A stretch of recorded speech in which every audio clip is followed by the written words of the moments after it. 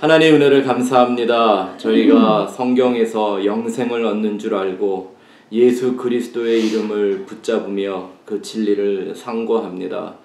오직 하나님께서만이 그 거룩한 성령으로만이 우리로 하여금 하나님의 마음과 그 뜻과 영원한 섭리를 이해하게 하시고 깨닫게 하시며 그것이 우리의 믿음이 되게 하시는 줄을 믿습니다. 오늘은 주님께서 7교회에 쓰신 그 편지의 내용들을 공부하기 시작하려고 합니다. 주님이 처음 그 편지를 사도에게 말씀하시듯 우리 각 사람에게 말씀하여 주옵시고 또 이 메시지를 나누는 사람들에게 주님의 개인적인 편지로 전달될 수 있도록 축복하여 주시옵소서. 예수님의 이름으로 기도했습니다. 아멘. 아멘.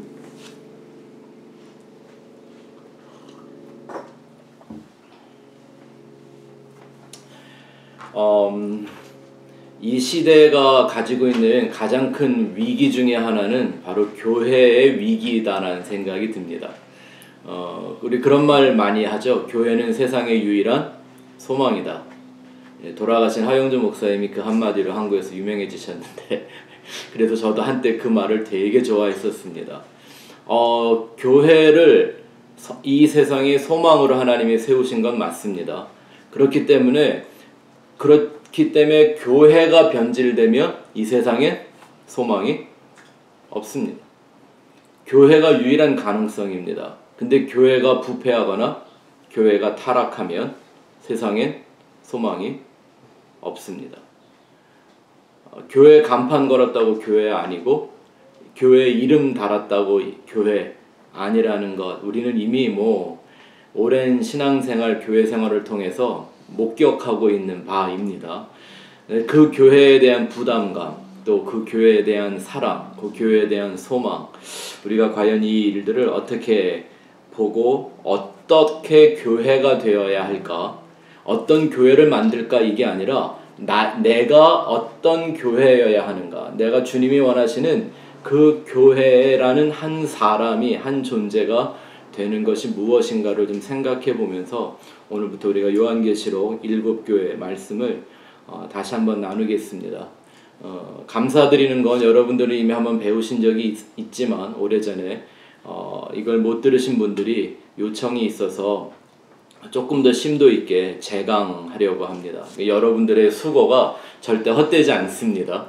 우리가 이렇게 함께 모여 공부하는 것 때문에 또 많은 사람들이 함께 말씀을 배우고 나누고 또 그들이 또 다른 이들에게 전하는 이런 일들이 계속 되고 있는 이 하나님의 은혜를 이렇게 우리가 누리게 되었습니다. 자, 먼저 요한계시록 1장 10절부터 20절까지 한번 같이 읽어보겠습니다. 시작.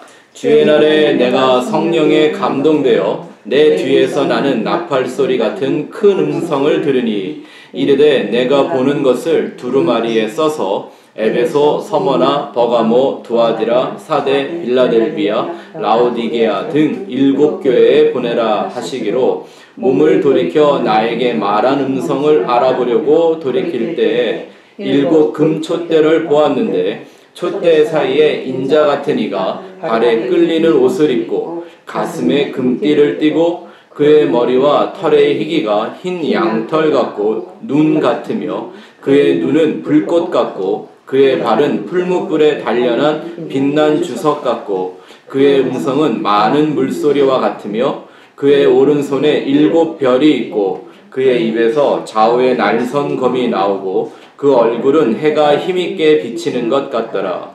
내가 볼 때에 그의 발 앞에 엎드러져 죽은 자 같이 되매 그가 오른손을 내게 얹고 이르시되 두려워하지 말라. 나는 처음이요 마지막이니 곧 살아있는 자라. 내가 전에 죽었었노라. 볼지어다 이제 세세토록 살아있어 사망과 음부의 열쇠를 가졌느니 그러므로 내가 본 것과 지금 있는 일과 장차 될 일을 기록하라. 내가 본 것은 내 오른손의 7 별의 비밀과 또 7 금촛대라. 7 별은 7 교회의 사자요 7 촛대는 7 교회니라. 아멘. 거기 17절 말씀 보니까 이렇게 사도 요한이 기록하고 있습니다. 내가 볼 때 그의 발 앞에 엎드러져서 죽은 자 같이 되었다. 이게 예수 그리스도라고 하는 그 하나님을 만나는 사람들의 심정이어야 합니다. 하나님에 대한 이런 경외함이 있어야 합니다.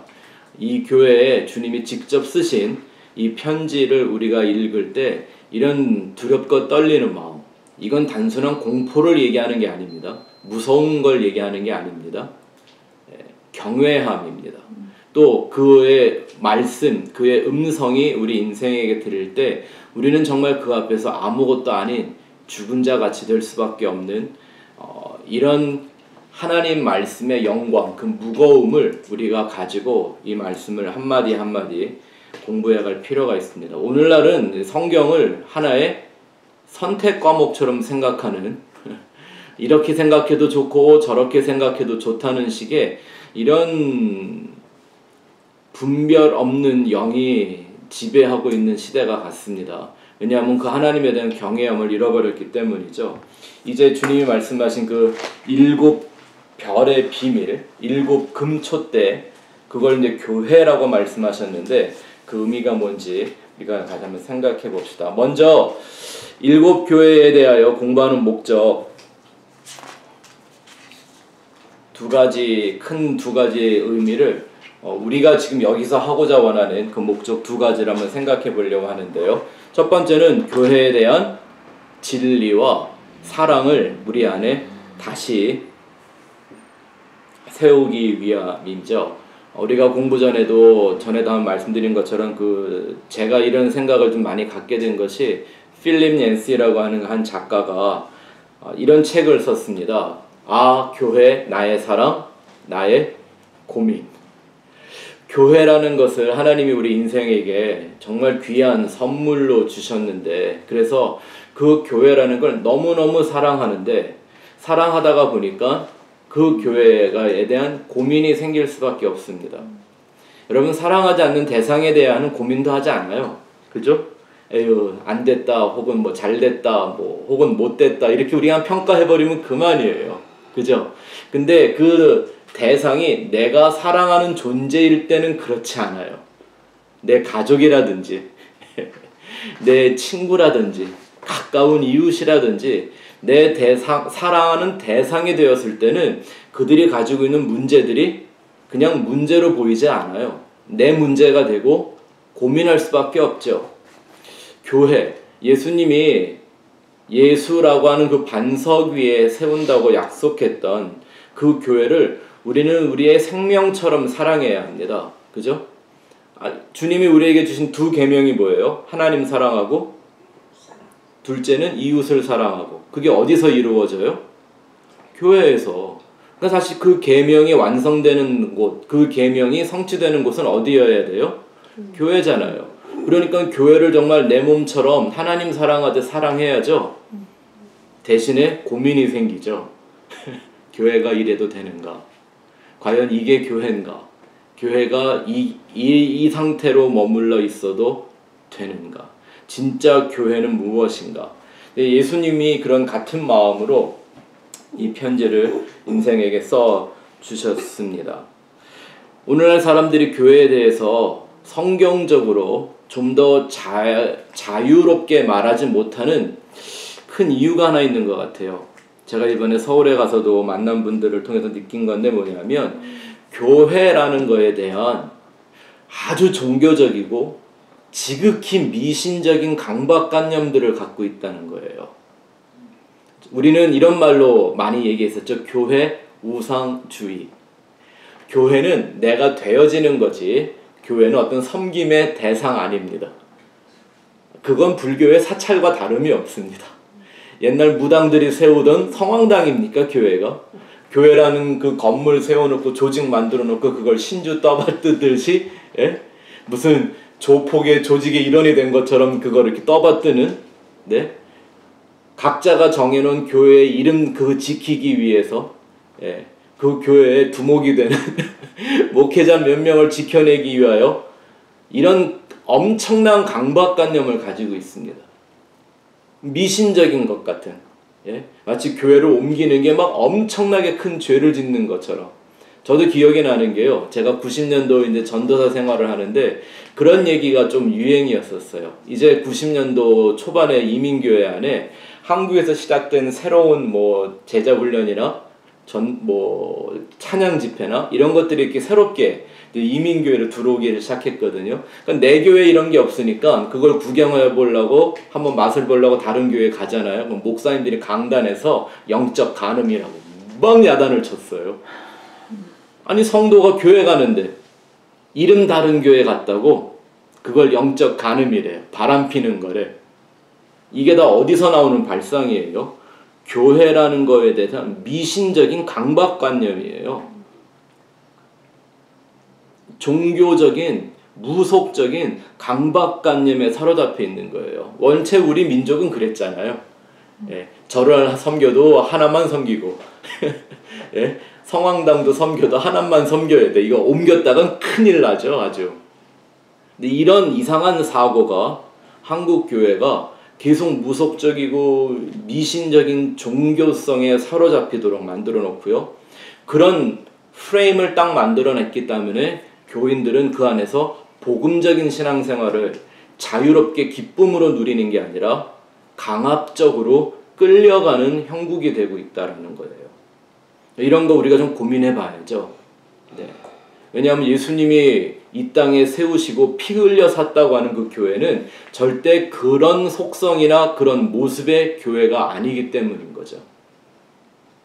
이런 기초적인 것부터가 잘못되어 있으니까 그 위에 아무리 화려한 교회라는 모양을 세워놔야 여전히 불완전하고 그 위기에서 벗어날 수가 없죠. 때가 되면 영적으로나 실제적으로나 다 무너지는 모습을 우리가 보고 있는 겁니다. 그 21세기의 기라성 같은 목회자들과 교회들이 흔들리고 세상의 구설수에 오르고 언론의 지탄을 받는 이런 일들이 생기는 거예요. 그래서 어디 교회가 세상에 소망 노릇을 하겠습니까? 그쵸? 그 다음 절 한번 보시면 지금 말씀드린 것처럼 교회는 세상의 유일한 소망 맞습니다. 그 이유는 하나 때문이죠. 뭐 교회가 모여서 사회적으로 좋은 일을 해서가 아니라 어쨌든 이런 시대에도 예수 그리스도의 이름만이 구원의 근거다라고 말하는 데는 교회밖에 없기 때문이죠. 구원의 길, 영생의 길, 생명의 길, 하나님에게 돌아가는 그 길을 어쨌든 말하는 것은 교회의 유일한 절대적인 사명이고 이 시대의 그 교회밖에는 아닙니다. 이런데 소망이라는 말을 절대 잘못 이해해서는 안 됩니다. 오늘날 교회가 소망의 역할을 하지 못하는 까닭은 소망의 본질을 잃어버렸기 때문이죠. 여러분 성경이 소망을 뭘 소망이라고 하나요? 보이는 거, 보이지 않는 거. 보이는 거, 보이지 않는 거. 네, 성경 말씀에 딱 보면 나오잖아요. 로마서 8장 23절, 25절 읽어보겠습니다. 시작. 그뿐 아니라 또한 우리 곧 성령의 처음 익은 열매를 받은 우리까지도 속으로 탄식하여 양자될 것 곧 우리 몸의 속량을 기다리느니라. 우리가 소망으로 구원을 얻었음에 보이는 소망이 아니니 보는 것을 누가 바라리요? 만일 우리가 보지 못하는 것을 바라면 참음으로 기다릴지니라. 사도 바울이 말하는 소망 분명하죠. 여러분 소망과 희망은 다릅니다. 희망은 세상적 용어고 소망은 복음적 용어입니다. 성도들이 교회로 소망해야 할 것은 보이는 것이 아니라 보이지 않는 것이어야 합니다. 다른 말로 하면 영원한 것이어야 한다는 얘기입니다. 예. 뭐 눈에 안 보이는 무슨 공기나 분자, 원자 이런 거 추구해야 된다는 말이 아니라 보이지 않는 영에 속한 것, 영원한 것, 하나님에게 속한 것, 이거 바라는 것이 소망이라고 했습니다. 그래서 교회가 이 역할을 안 해주면 사람들이 인간의 눈으로 보고 귀로 듣지 못하는 것을 교회가 보여주고 들려주지 않으면 이거 할 데가 없습니다. 근데 오늘날 교회가 그 역할을 하는 게 아니라 거꾸로 하고 있죠. 소망을 전하는 게 아니라 세상에 대한 희망을 전하는 곳이 됐습니다. 그래서 저는 되게 웃기는 게 뭐였냐면 한국에 갔더니 굉장히 유명한 막 방송을 타고 막 이런 유명한 목사가 하나 있더라고요. 근데 그 목사의 별명이 희망전도사예요. 목사 맞나요? 그건 누구라도 할 수 있는 거잖아요. 네? 언제 교회와 특히 복음을 전하는 메신저들을 눈에 보이는 희망 쫓으라고 말했나요? 보이지 않는 소망의 것을 찾게 해주라고 하나님이 세우신 거지. 교회도 그 소망을 추구하고 있지 않으면, 그 소망을 전하고 있지 않으면 교회 아니고, 목사든 성도든 그 소망을 말하지 않으면 그건 전도도 설교도 아닌 거예요. 희망이라는 이름으로 다 썰을 풀고 다니는 거지. 네? 조엘 오스틴이 왜 복음주의자들한테 그렇게 욕을 먹어요? 그 사람 세계 최고의 희망 전도사 맞아요. 해피 바이러스예요. 그 사람 보고 있으면요, 복음을 잘 깊이 있게 이해하지 못하는 사람들은요, 기분이 좋아져요.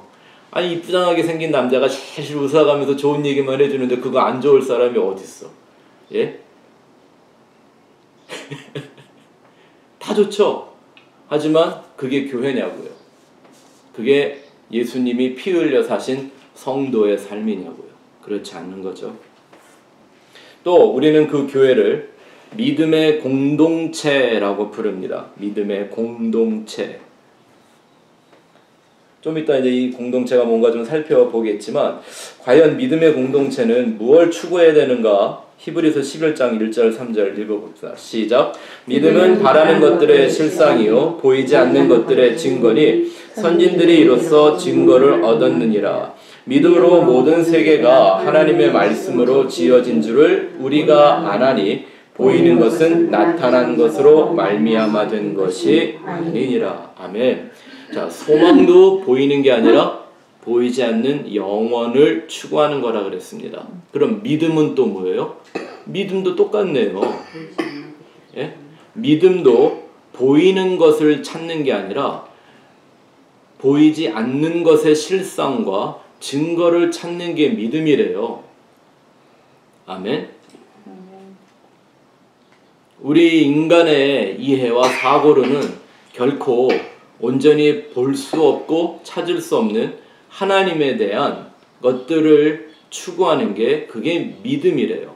사도 바울이 분명히 얘기하죠. 보이는 것은 나타난 것으로 된 것이 아니다. 이 말이요, 어려운 듯 사실 쉬운 말인데, 지금 우리 눈앞에 이렇게 보여지는 모든 세계의 것들, 이건 지금 우리가 보는 것대로 우리 눈에 나타난 모양대로 지어진 것들이 아니다라는 거예요.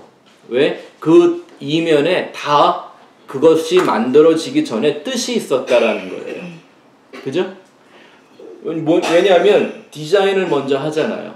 뭘 만들지 간에. 옷이든 무슨 뭐 건물이든. 이 교회가 이 세상에 줘야 되는 믿음은 어떤 인생의 두려움이나 미래에 대한 염려를 이기는 그런 그걸 극복하게 만드는 믿음 따위가 아니죠. 그건 세상에 다 갖고 있는 거고요.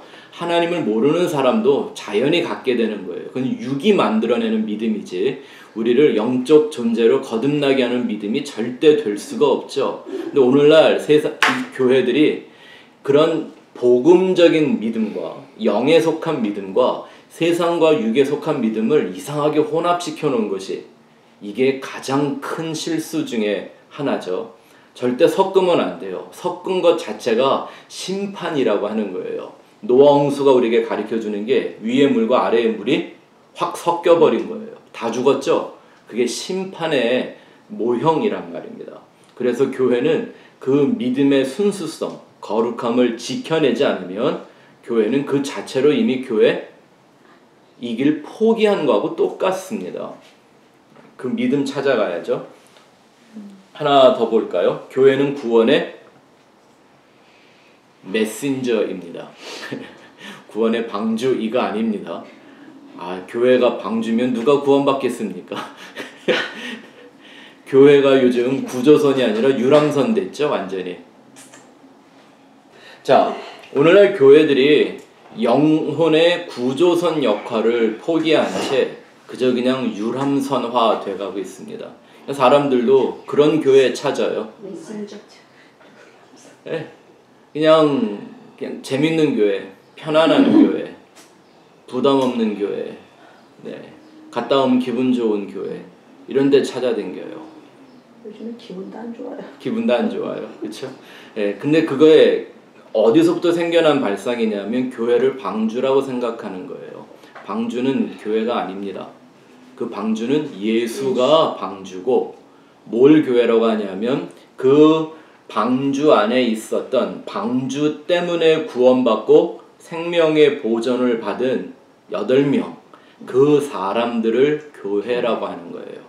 그게 바로 교회의 예표죠. 그럼 방주가 예수라는 걸 알았어야 되는데 오늘날은 교회가 방주로 둔갑을 해버렸어요. 그러면 돼야 안 돼요. 주님이 교회의 머리고 교회는 주님의 몸이라고 그랬잖아요. 머리와 몸을 바꾸는 형국이 된 거죠. 이건 말이 안 되는 거죠. 이렇게 뒤집어져서는 절대 영적 진리가 세움을 받지 못하죠. 교회는 끊임없이 그 구원의 진리가 뭔가를 전해야 돼요. 우리가 요즘 그 천국 비유 계속 공부하고 있는데, 그 예수님이 말씀하신 천국, 이 땅에서 이루어지는 모형적인 천국이요, 교회잖아요 결국은.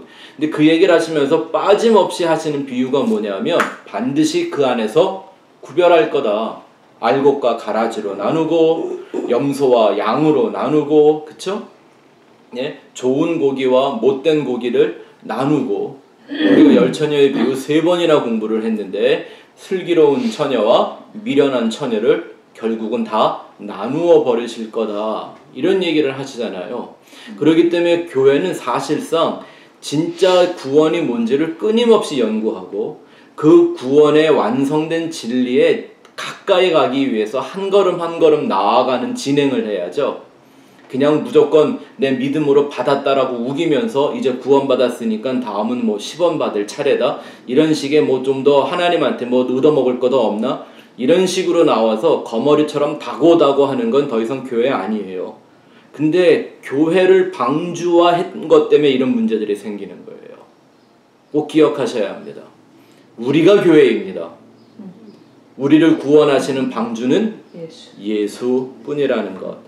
그래야 교회가 세상에 소망으로서 그 위치를 잊어버리지 않게 되겠죠. 또 두 번째, 우리가 이 7교회에 대해서 공부하는 두 번째 목적은 교회의 개혁입니다. 개혁. 우리가 작년 한 해를 개혁의 해로 살았는데요. 뭐 개혁을 많이 말하지도 않았지만 뭐 또 반년 지났다고 또 다 잊어버린 것 같아. 얘기하는 사람이 없어요. 우리가 근데 이 개혁이라는 말 자체를 조금 잘 생각해 봐야 할 것 같습니다. 보통 이제 영어로 reformation이라고 해요. 근데 제가 이 말을 갖고 1년을 살아보면서 참 이게 나쁜 말이다라는 생각이 들었습니다. 교회의 개혁은 reformation이 되지 말고 restoration이 돼야 되죠. reformation이 뭐예요? 왜 우리 reform 한다는 말 있죠? 예? 왜 옷도 옛날 옷 유행이 지났는데 요즘 다시 고쳐 입을 때 그 뭐 한다 그래요? 그 리폼 한다고 그러잖아요. 그냥 다른 모양으로 바꿔 입는 거예요. 그 말 자체가 좀 틀렸죠. 근데 진짜 교회의 개혁은 이 시대에 맞도록 마치 뭐 리폼을 하는 것처럼 레포메이션을 하는 게 아니라 교회의 본질을 회복하는 레스토레이션이 돼야죠. 그래서 개혁이라는 주제를 갖고 1년을 살아보고 설교를 하고 또 요즘 예수님의 비유 설교를 하면서 제 마음에 이런 생각이 듭니다. 이 시대의 교회는 개혁이 필요한 게 아니라 개종이 필요하지 않을까. 네. 1세대 초대교회의 그런 신앙과 복음에서 떨어져 변질되어져 왔다면 이건 개혁 정도로 되는 게 아니죠. 무슨 교회의 조직 개편이나 교회의 뭐 양심 선언이나 이런 걸로 되겠습니까? 다시 진짜 기독교를 개종을 해야죠. 네. 가짜를 자꾸 바꾸면 뭐 하겠습니까? 그래서 그거 벌써 알고 다 답을 쓰고 계시는데 개혁이란 개선이 아니라 본질로 돌아가는 것이고 곧 그것이 회개의 개념인 거죠. 회개는 뭐 하는 거예요? 잘못했습니다. 그리고 새로운 마음 갖고 뭘 하는 걸 회개라고 하지 않죠. 그건 반성한다고 하는 거고요. 성경이 말하는 회개, 메타노이아는 원래의 자리로 돌아가는 겁니다. 유턴하는 거죠. 마음을 바꾸어 이 세대를 본받지 말고 하나님이 기뻐하시는 뜻이 무엇인가를 분별해서 그 자리로 돌아가는 겁니다. 그게 회개입니다. 회복입니다. 그래서 리폼을 하는 게 아니라 리스토어를 해야 합니다. 다시 세워야지 이거 대충 고쳐 쓸 수 없을 만큼 망가져 있다라는 생각이 듭니다. 그냥 작년이 그 개혁의 해라 그래갖고 다들 한다는 소리가 뭐 성경으로 돌아가자 이런 얘기 많이 했거든요. 근데 누구 하나 교회가 성경에서 멀어진 모습을 고발하는 사람들 얘기를 많이 못 들어봤습니다. 유명한 목사들이 모여서 하는 세미나일수록 더 그랬습니다. 네? 한번 잘 생각해 보세요. 우리가 성경으로 돌아가자라고 한단 말은 성경에서 멀어졌다는 것을 스스로 인정하는 거잖아요. 그러면 무엇 때문에 멀어졌는지, 어떻게 멀어졌는지, 그러면 어떻게 다시 돌아가야 하는지, 무엇을 회복해야 되는지 말을 해야 될 거 아니에요. 네? 근데 맨날 걱정하는 게 교회의 수가 줄고 있다. 가난한 성도가 늘고 있다. 가난한 성도 뭔지 아시죠? 안 나가 성도 말입니다. 어느 기독교 단체에서 집계를 했는데 정확한가 아닐지 모르겠지만 100만 정도가 된대요. 한국에 지금. 교회를 안 나가는 교인들이. 인터넷이나 이런 것을 통해서 자기의 신앙을 근근히 유지하는 사람들이 왜냐하면 교회에 너무나 실망을 한 거예요. 그 안에 있기조차가 싫은 거예요. 이제는. 이런 사람들이 100만이 된대요. 근데 제 생각은 더 되지 싶어요. 네. 대충 집계를 한 거일 테니까. 네. 이런 상태가 된다면 맨날 그런 거나 걱정해요. 어떻게 하면 사람들로 성경 더 읽게 만들까? 예?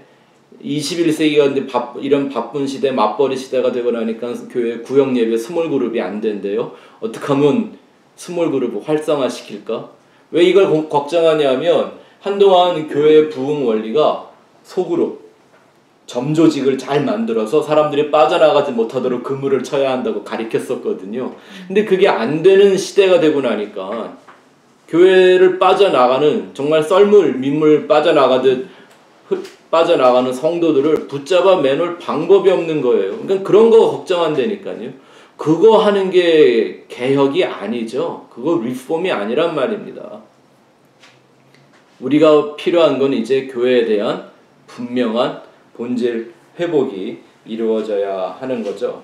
또 그 다음 절 한번 보시기 바랍니다. 교회 개혁을 한다고 하면서 많은 사람들이 뭐 건강한 교회 혹은 뭐 균형 잡힌 신앙 이런 거 굉장히 강조하거든요. 예, 이게 굉장히 인본주의적인 말들이라 뭐 쓰고 싶지도 않지만 뭐 나쁜 말들은 아니라서 그냥 한다지만요. 사실 그것보다 더 중요한 게 있죠.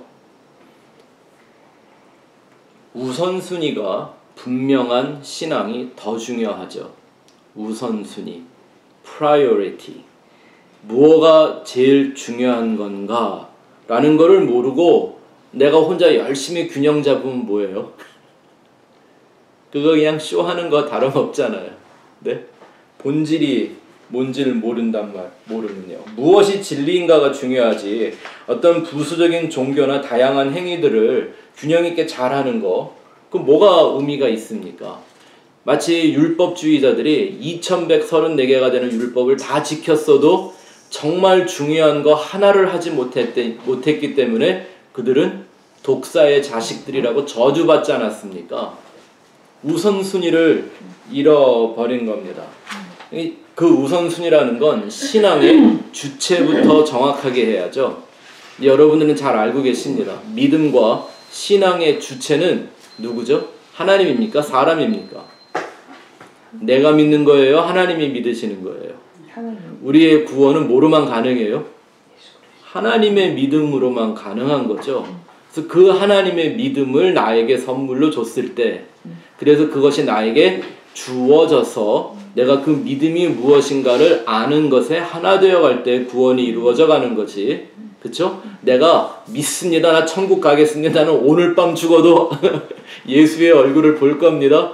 예수의 얼굴은 볼 수는 있습니다. 문을 안 열어줘서 그러지. 내가 너를 도무지 모르느니 여기서 떠나가라. 뭐 어차피 예수 보는 건 보는 거 맞아요. 하지만 환영을 받느냐 거절을 당하느냐 이건 다른 문제죠. 이게 뭐에 달려 있어요? 신앙의 주체가 누구냐라는 거예요. 인간은 무엇을 해도 뭘 해도 그게 종교적이든 혹은 영적으로 보이든 뭐 성경적으로 보이든 인간이 하는 것으로는 천국의 문을 열 수가 없습니다. 성경이 얘기하잖아요. 닫으면 열 자가 없고 열면 닫을 자가 없는 이가 가라사대. 그 이가 누구예요? 예수 그리스도예요. 그러면 그걸 다 누가 하시는 일이어야 합니까?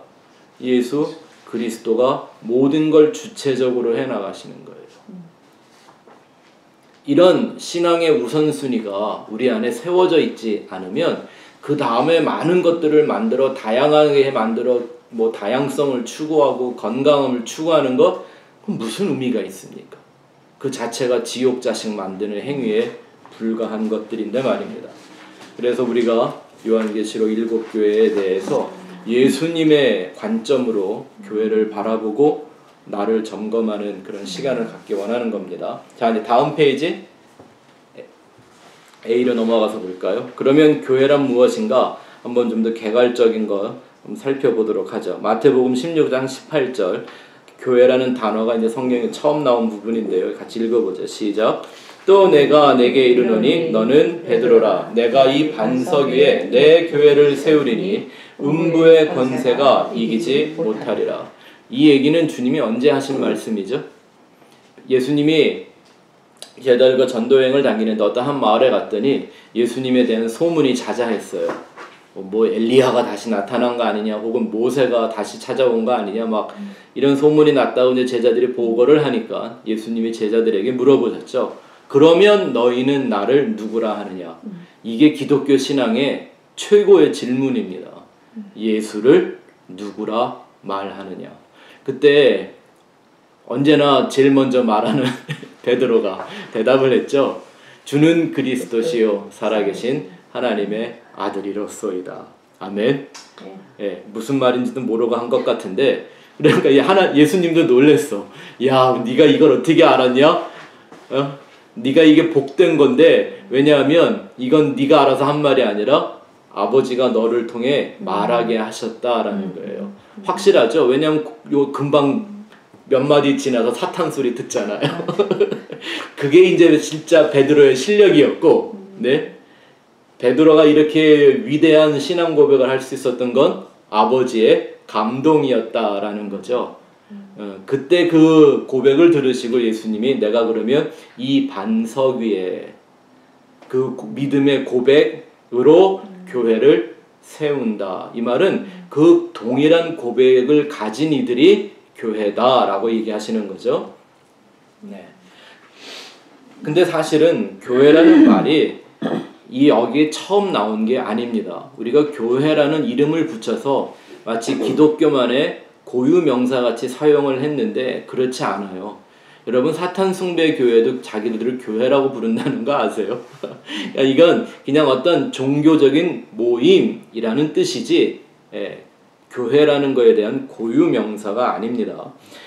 교회를 헬라어로 에클레시아라고 합니다. 이걸 부르심을 받아서 어디로부터 빠져나온 사람들 이런 얘기를 하는 거예요. 에클이라는 말이 영어의 exit라는 말과 동일한 뜻을 갖고 있고요. 구약 성경에 이런 이름을 가진 성경이 하나 있죠. 출애굽기, 엑소더스. 그래서 하나님이 구원의 역사를 보여주실 때 보면요, 이상하게 꼭 사람들을 일부러 그러시는 것 같아요. 살기 좋은 데서 살기 힘든 데로 꼭 불러내세요. 거기 있으면 좋을 텐데. 네? 아니 기왕 아담과 하와 1000년을 가까이 살게 하실 것 같았으면 그냥 에덴에 두고 거기서 속죄하며 살게 하셨으면 안 되었을까요? 그냥 거기서 제사 지내고 이러면 됐을 텐데 그 생명나무만 이렇게 불로 못 들어가게 막아놓고 근데 어떻게 해요? 꼭 에덴 밖으로 불러내셨어요. 그죠? 또 아브라함도 마찬가지예요. 믿음의 조상, 그죠? 믿음의 조상이라고 하는 아브라함도 하나님이 그 당시에 아브라함이 살던 나라가 갈대아 우르예요. 지금 이제 이라크 지역인데 그 당시엔 굉장히 제일 문명적으로 발전했던 나라예요. 갈대아 우르예요. 수세식 화장실이 있었대요. 집안에 물기를 다 뚫어가지고 예, 그렇게 해서 그걸로 또 거름을 만들고 그 당시는 대단했던 거죠. 지금으로부터 약 4,000년 전인데 수세식 변소를 개발했던 나라예요. 근데 그렇게 좋은데 살게 안 하시고 네? 갈대아 우르를 뒤집어 엎는 부흥의 예? 선봉자로 삼지 않으시고 광야로 불러내요. 뭘 만드시는 거예요? 교회를 만드시는 거예요. 꼭 그렇게 불러내요. 이스라엘 백성들이 애굽에서 400년을 넘게 살았어요. 그러면 차라리 이스라엘로 애굽을 집어삼키게 만들었으면 훨씬 좋지 않았을까요?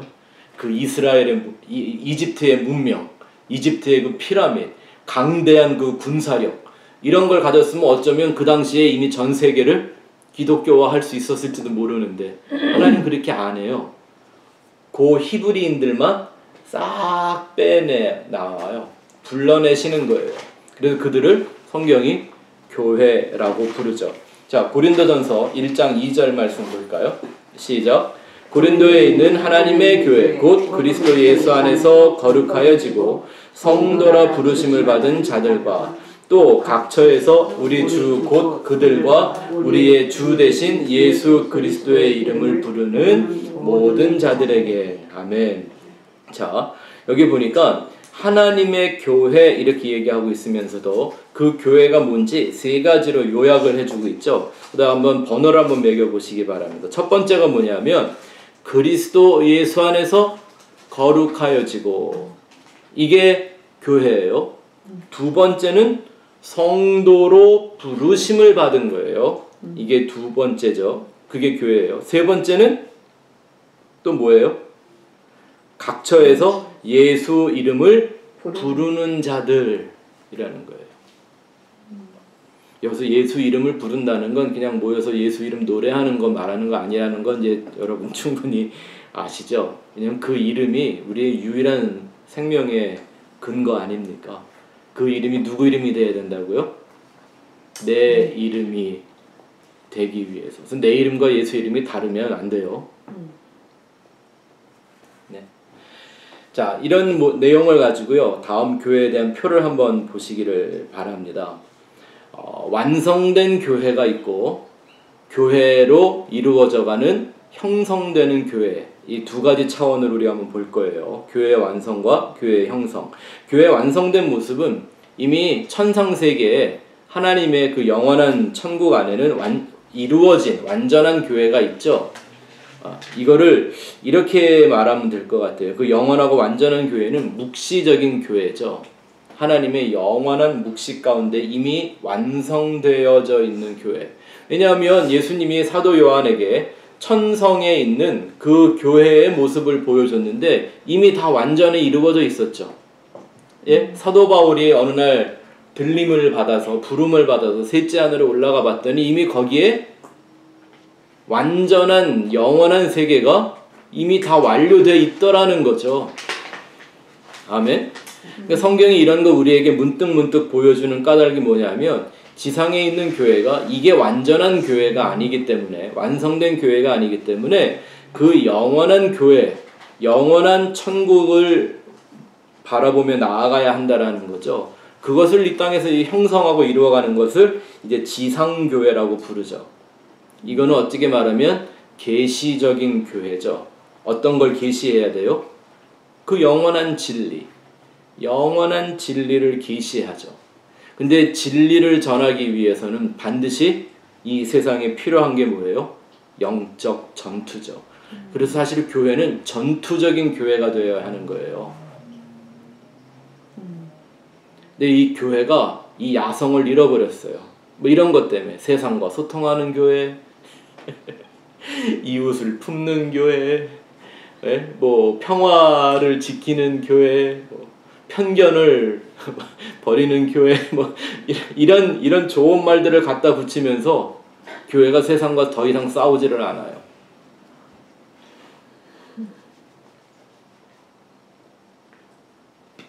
믿음의 야성을 다 잃어버리는 거죠. 그래서 예수님이 세상에 와서 그 당시에 자기들이 교회라고 생각했던 사람들과 그렇게 매일 쌈박질을 하는 모습을 보여주는 거예요. 일부러 보여주셨다니까요. 그죠? 예수님은 바리새인들도 예수님을 못 잡아먹어서, 그죠? 예수님이 바리새인들한테 이 독사의 새끼들아 너희 아비는 마귀다 그랬더니 바리새인들이 그래 네가 귀신의 왕이다 막 이래가면서 서로 싸우는 거예요. 뭘 찾기 위해서? 하나님이 정하신 그 진리를 찾기 위해서인 거죠. 그래서 이 땅의 교회는 싸워야 돼요. 비판하지 말라. 이건 율법적인 기준으로 헛된 비판하지 말라는 말이지 비진리를 비판하지 말란 말이 아니에요. 적그리스도를 비판하지 말라는 말 아닙니다. 거짓 선지자, 거짓 교사, 잘못된 목사들, 잘못된 종교인들을 비판하지 말라는 말이 아닙니다. 그러면 하나님도 하지 말았어야죠. 네, 예수님도 하지 말았어야지. 거기서 말하는 예수님이 비판하지 말라, 너희가 비판하면 너희도 똑같은 비판 받을 거다라는 말은 너희가 하는 그런 율법으로 헛된 비판을 하면 너희는 그 율법으로 너희도 망하게 될 거다라는 얘기를 하시는 거예요. 그래서 교회가 진짜 십자가의 진리를 찾기 위해서는 때로는 비판하는 거예요. 우리가 이제 다음에 공부하겠지만 에베소 교회가 유일하게 칭찬받은 게 뭐예요? 이단들, 잘못된 영을 가리키는 사람들을 비판해서 걸러낸 거예요. 그거 하나 칭찬받았다니까요. 근데 오늘날 교회는 그 칭찬마저도 잃어버리는 거예요. 세상과 친하게 지내느라고. 네. 그래서는 안 되겠죠.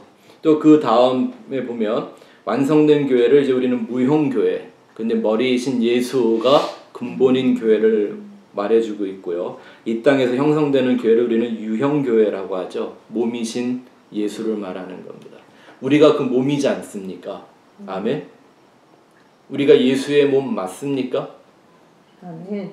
사는 데는 다르고 혹 다니는 교회는 출입하는 교회는 서로 좀 달라도 우리는 이 땅에서 예수의 몸으로 살아가는 거 맞습니까?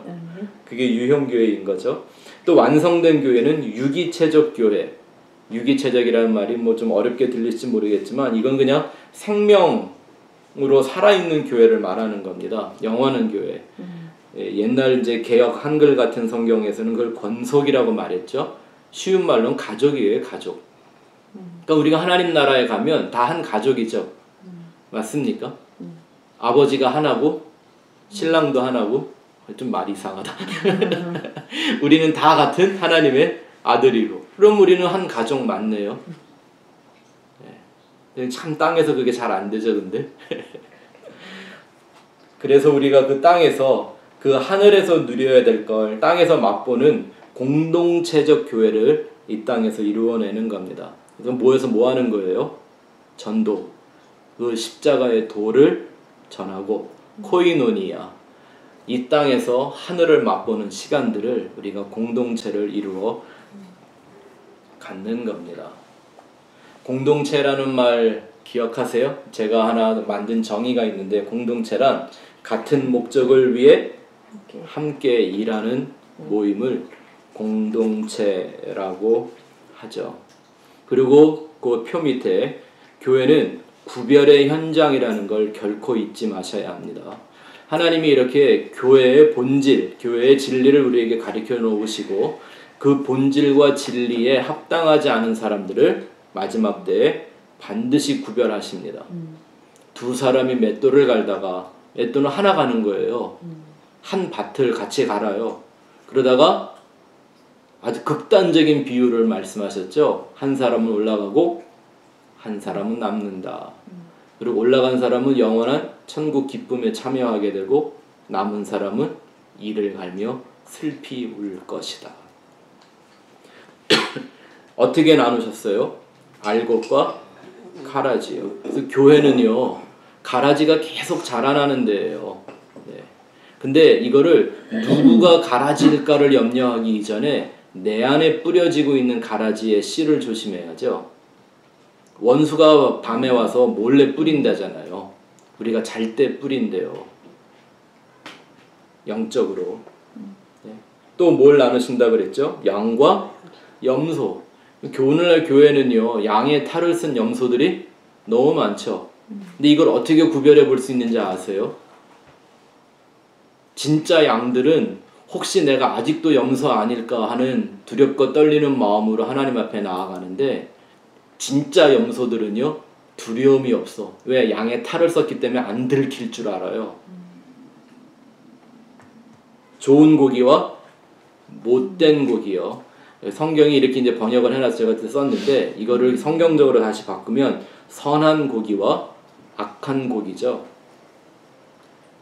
하나님에게 있어서의 선과 악을 알지 못하는 자들에 대한 얘기인 거예요. 선악과 따먹으면 그것으로 선악을 알면 좋은 고기예요, 못된 고기예요? 못된 고기죠. 그게 악한 고기란 말입니다. 그래서 죽는다고 하나님이 경고하신 거예요. 근데 그 선악의 나무를 통해서 생명을 알면 그게 좋은 고기의 길이 되는 거죠. 그래서 교회에 다 모아놓고 이 진리를 다 증거하신 다음에 그거를 깨닫는 자와 깨닫지 못하는 자, 깨달음도 충분하게 깨닫는 자와 충만에 거하는 자와 항상 부족하고 모자란 자들을 구별해내는 거예요. 그게 뭐예요? 미련한 자와 슬기로운 자로 나누는 열처녀의 비유에 나타나 있죠. 이게 정말 두려운 말씀입니다. 그래서 우리는 이 구원의 완성을 위하여 쉬지 말아야 합니다. 빌립보서에 나오는 것처럼 두렵고 떨림으로 이 구원을 이루는 삶을 사는 것이 성도의 길입니다. 자, 2번 가서 보시면 교회의 성경적 명칭들이 성경에 다양하게 나오는데요. 교회는 신약적으로 만들어진 신조 아닙니다. 사실은 이미 교회의 모형은 성경 전체에 나타나 있죠. A를 보시면 구약의 교회가 있습니다. 아까 교회는 에클레시아, 부르심을 받은 사람들이라고 말씀을 드렸죠. 구약과 신약에 부르심을 받은 건 마찬가지인데 그 내용이 조금 차이가 있습니다. 똑같은 거지만 구약의 교회는 언약으로 부르심을 받은 자들입니다. 그래서 항상 구약에서 하나님의 사람들을 불러낼 때 보면 약속을 주고 불러내십니다. 아브라함은 어떻게 불러냈죠? 내가 너한테 아들 줄게. 그리고 그 아들이 하나가 아니라 하늘의 별과 같이 되게 해줄게. 이런 약속을 주세요. 처음에 아브라함은 뭐로만 알아들었을까요? 내가 무자하니까 나도 하나님 따라가다 보면 어떻게 아들 하나 얻나 보다라고 육적으로 생각하고 따라갔겠죠. 예. 하지만 하나님은 그 약속을 그렇게 주면서 아브라함을 25년 동안 훈련시키죠. 예? 그것이 단순한 육적인 언약이 아니라 영원한 언약이라는 걸 깨달을 수 있도록 25년간 훈련을 하시고 연단을 하시죠. 그리고 아브라함이 완전하지 않았지만 하나님의 은혜로 아들을 주고 그 아들을 통하여 하나님 아버지의 마음을 깨닫게 하시죠. 어느 자리까지? 독생자를 죽이는 아버지의 심령을 가질 때까지. 이게 교회란 말입니다. 언약으로 부르심을 받은 자들. 사도행전 7장 38절 보겠습니다. 시작. 신의 산에서 말하던 그 천사와 우리 조상들과 함께 광야 교회에 있었고 또 살아있는 말씀을 받아 우리에게 주던 자가 이 사람이라. 거기에 광야의 역사를 다 뭐라고 불러요? 교회라고 부르잖아요. 그렇게 불러내어서 하나님이 모아놓은 특별하게 구별해 놓은 사람들, 그들을 교회라고 부른대요. 다시 말씀드리지만 그 가운데서도 또 뭐가 일어나요? 구별하는 구원의 역사가 일어난다는 걸 기억하셔야 합니다. 그래서 구약에서는 교회라는 단어가 히브리어로 카할 혹은 에다라고 하는 회중 혹은 집회, 총회, 성회 이런 이름으로 불려지는 거예요. 그게 교회의 전신인 거죠. 모형은 좀 달랐지만 방식은 달랐지만 영적인 의미는 동일한 겁니다. 히브리서 12장 22절 24절 보시겠습니다. 시작. 그러나 너희가 이른 것은 시온산과 살아계신 하나님의 도성인 하늘의 예루살렘과 천만 성도와 하늘에 기록한 장자들의 총회와 교회와 만민의 심판자이신 하나님과 및 온전케 된 의인의 영들과 새 언약의 중보이신 예수와 및 아벨의 피보다 더 낫게 말하는 뿌린 피니라. 이 한 구절 안에 이 교회의 언약에 대한 내용이 다 담겨져 있죠. 결국 그 언약의 핵심, 언약의 목적은 뭐였죠? 예수 그리스도의 피였죠. 그죠? 그 피 뿌림을 받은 사람들, 그들을 성경이 교회라고 말하는 거예요. 그게 이제 신약적 교회인 거죠. 그래서 B에 가서 보시면 신약의 교회는 예수의 이름으로 부르심을 받은 자들입니다. 그들을 이제 크게 두 가지로 얘기하는데 그리스도의 몸이죠. 몸. Body of Christ.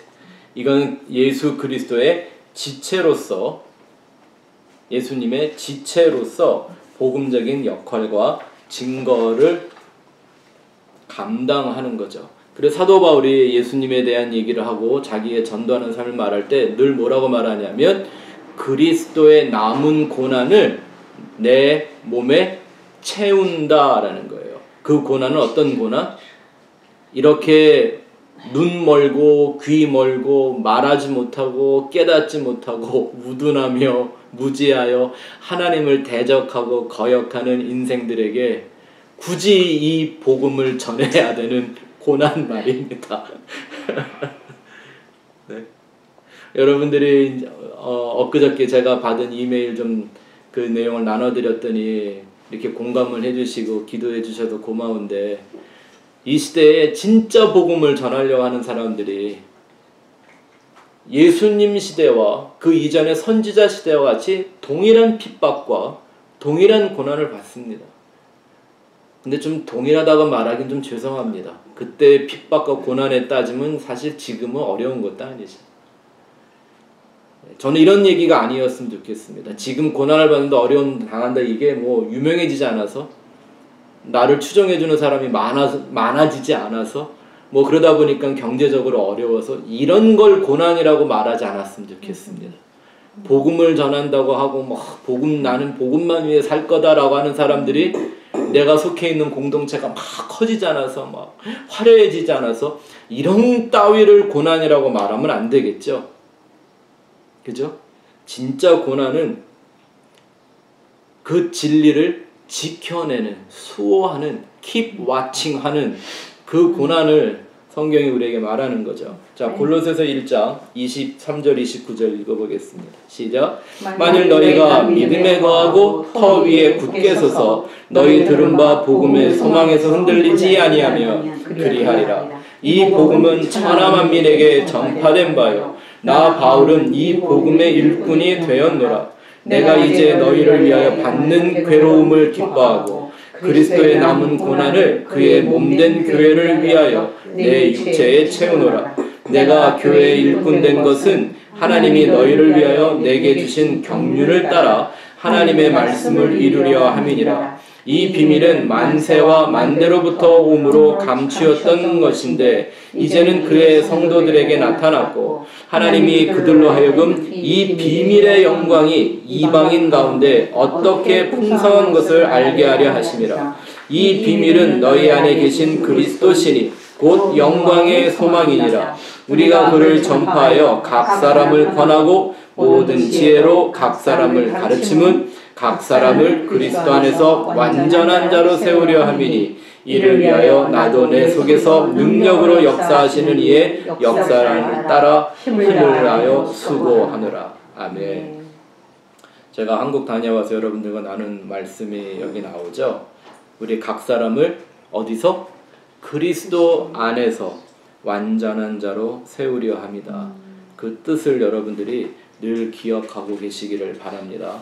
그리고 지금 곳곳에서 저희와 같은 심령을 가지고 성경 공부 모임을 만들고 또 운행하고 또 새롭게 시작을 하려고 하시는 분들이 계시는데, 이런 심령으로 한 사람 한 사람들이 정말 예수 그리스도의 그 고난을 내 몸에 채우는 그런 심령으로 이 일들이 계속 진행되어 나아가기를 소원합니다.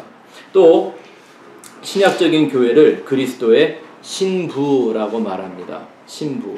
그러니까 이게 계속 보면 어떤 모임이나 단체에 대한 말이 아니라 존재적 의미를 계속 말하는 거죠. 예수의 몸이라는 존재, 예수의 신부라는 존재를 말하는 겁니다. 교회는 조직적 개념이 아닙니다. 존재적 의미여야 한 거죠. 신부라고 말하는 까닭은 오직 그리스도에게만 속한 순결한 성도가 되어야 합니다.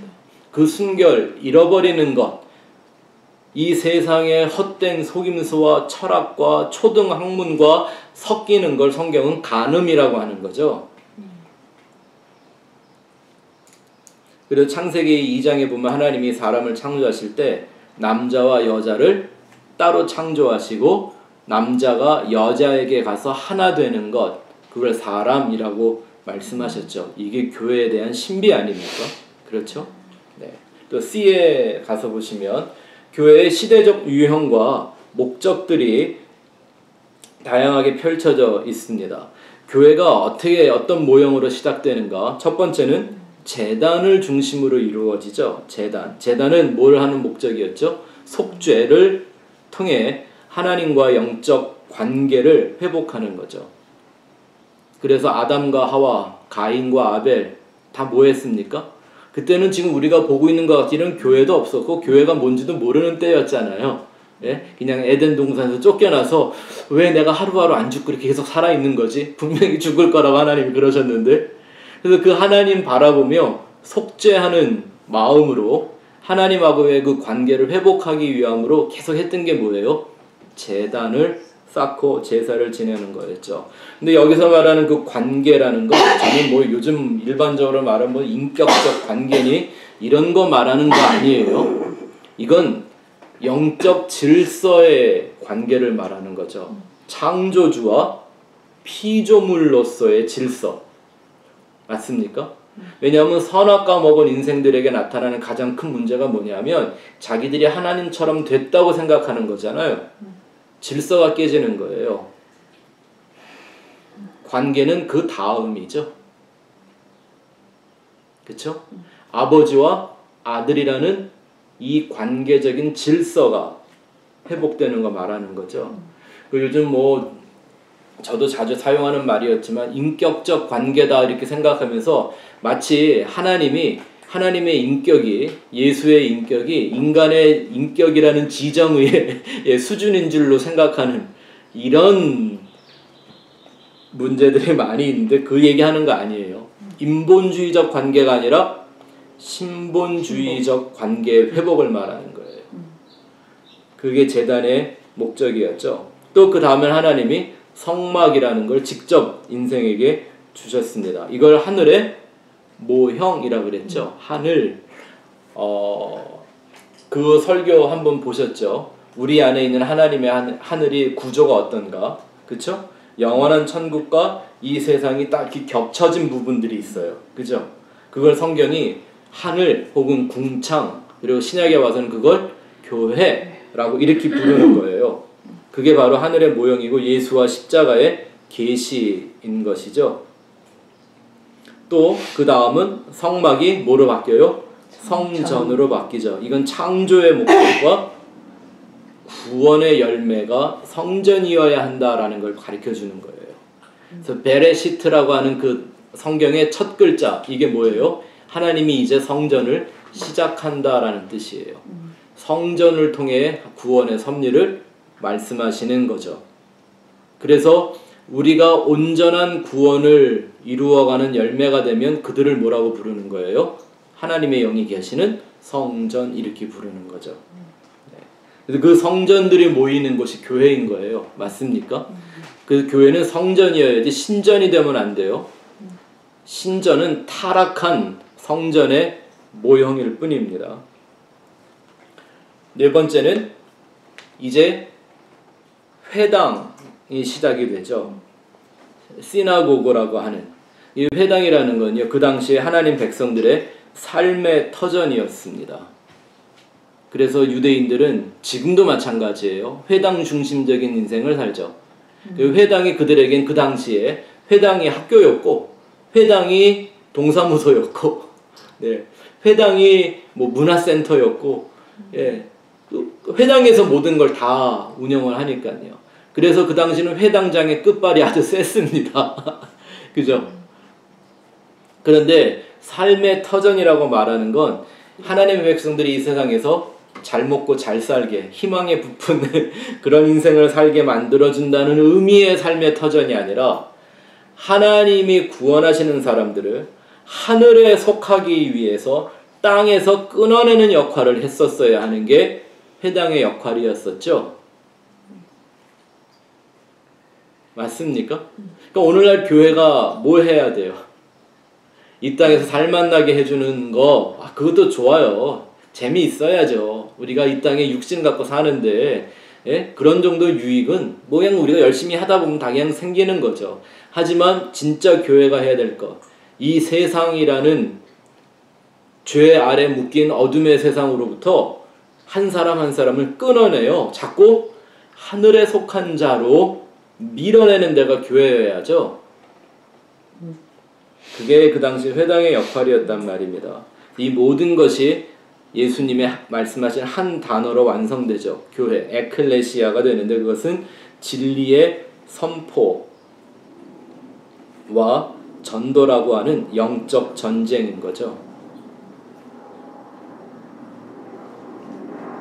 진리의 선포, 전도, 그리고 그것은 곧 영적 전쟁이어야 합니다. 영적 전쟁이라는 건 뭐 귀신아 물러가라 싸우고 이러는 거 하는 거 아니에요. 그 해봐야 아무 소용 없더라고요. 네. 귀신아 물러가라 그러면요, 귀신이 얼마나 똑똑한지 물러가주는 척해요. 그리고 다시 돌아와요. 돌아올 때 혼자 안 돌아와. 꼭 7 귀신 데리고 온대요. 자, 마지막 교회의 사명 3번 보시기 바랍니다. 교회의 사명이 무엇인가 한 가지만 우리가 좀 보고 지나가죠. 우리가 인생을 살다 보면 꼭 이런 특성이 좀 하나 있죠. 사람은 중요한 것보다는 꼭 급한 거를 먼저 붙잡는 그런 습성들이 좀 있습니다. 발등에 불 떨어지면 그 불부터 꺼야 되는 게 우리 인간인지라 자꾸 유일한 그 사명을 잃어버리게 되는데, 교회의 최고의 사명은 진리의 기둥과 터가 되어야 합니다. 디모데전서 3장 14절부터 15절 같이 읽어보겠습니다. 시작. 내가 속히 내게 가기를 바라나 이것을 내게 쓰는 것은 만일 내가 지체하면 너로 하여금 하나님의 집에서, 이 하나님 집 뭐죠? 이게 교회죠. 이게 권속, 가족, 총회, 이거 다 그 말이잖아요. 그죠? 다음 줄 보죠. 시작. 어떻게 행하여야 할지를 알게 하려 함이니 이 집은 살아계신 하나님의 교회요 진리의 기둥과 터니라. 크도다 경건의 비밀이요 그렇지 않다 하느니 없도다. 그는 육신으로 나타나신 바 되시고 영으로 의롭다 하심을 받으시고 천사들에게 보이시고 만국에서 전파되시고 세상에서 믿음 받으시고 영광 가운데서 올려지시느니라. 아멘. 그러니까 이 하나님의 집이라고 하는 이 교회는 반드시 모여야 돼요. 진리의 기둥과 터가 되어야 해요. 근데 도무지 진리를 연구하지 않아요. 그쵸? 수도 없는, 쓰잘데기 없는, 되지도 않는 교훈들 많이 말하고, 또 그러다가 운 좋게 그 교훈 하나 적용했다가 대박이 난 사람들은 또 그걸로 있는 대로 그 기독교인 그냥 간증하고 네, 이러는데 도무지 진리를 전하지 않아요. 교회는 이 세상에 어떤 계몽이나 평화나 번영을 위해 존재하지 않습니다. 그건 정부가 해주면 되는 거고요. 그거 우리가 투표 잘하면 다 돼요. 그건 교회는 그거 하는 데가 아니라 십자가의 도를 전파하는 진리의 기둥과 터로서만 존재해야 합니다. 오늘 우리가 읽었던 계시록 1장의 그 본문에 보면 예수님은 교회를 이렇게 두 가지로 얘기해 주시는데요. 첫 번째 보니까 오른손에 7별, 그 7별의 비밀은 뭐래요? 7교회의 사자. 사자가 뭡니까? 사자. 부르심을 받은 자. 그렇죠. 부르심을 받고 혹은 보내심을 받은 자가 또 사자잖아요. 그렇죠. 그래서 그들을 증인이라고 부르는 거예요. 요즘은 좀 안 쓰는 말인데, 그죠? 사자. 쉬운 말로는 메신저죠. 소식을 전하도록 부르심을 받고 또 보내심을 받은 자들. 그들이 되어야 한단 말입니다. 그게 7별의 비밀이래요. 그럼 우리가 그 별 맞네요. 하늘의 별과 같이 하신다면서요. 넷째 날 창조해 보니까 해와 달과 별을 창조하셨어요. 그죠? 우리가 바로 그 별의 역할을 해야 되는 교회 맞네요. 우리가 부르심을 받은 건 확실히 알겠는데 보내심을 받긴 하셨어요? 이제 좀 하셔야죠. 메신저의 역할을 하셔야죠. 두 번째, 7금 촛대라고 되어 있어요. 촛대가 뭐 하는 거죠? 생명의 빛을 드러내는 촛대예요. 이 촛대는 뭘 의미하냐면 성소 안에 3가지 기물이 있었죠. 떡상이 있었고 촛대가 있었고 분향단이 있었어요. 근데 그 성소에는 세상의 빛이 들어가면 돼야 안 돼요? 안 돼요. 휘장으로 막아놨잖아요. 그러니까 그 안엔 뭐만 빛이 되어야 해야 돼요? 그 촛대, 7등대, 그 똑같은 말이에요. 촛대나 등대나 램프 스탠드인데 그 빛으로만 떡상을 보고 분향단을 보고 지성소로 들어가는 입구를 보게 되어 있는 거예요. 교회가 바로 이 7금 촛대, 생명의 빛을 드러내는 곳이 되어야 돼요. 떡상이 의미하는 건 성경의 말씀, 분향단이 의미하는 건 그 말씀을 먹은 자들이 하나님께 드리는 기도. 그래서 모든 말씀과 기도가 뭔 줄을 비춰주는 게 바로 이 촛대가 하는 거예요. 우리 교회가 그거 해야 하는 거잖아요. 그렇죠? 자, 이제 C에 보시면 다음 페이지 마지막에 7교회 전체적인 시대적인 구분과 표가 있습니다. 이건 여러분들이 그냥 한번 쭉 읽어보시면 충분히 이해할 수 있을 거고요. 하나하나의 장면을 우리가 한 교회 한 교회 이제 살펴보게 될 거예요. 에베소 교회부터 시작해서 라오디게아까지 7교회는요. 어떤 3가지 특성을 갖고 있는데 하나는 시대적으로 구분이 충분히 돼요. 21세기까지의 그 교회가 어떻게 변질되어 왔는가를 잘 보여줘요. 예수님 이런 말씀하셨죠. 내가 세상에 올 때 믿음을 보겠느냐. 그 말은 믿음이 사라진다는 얘기잖아요.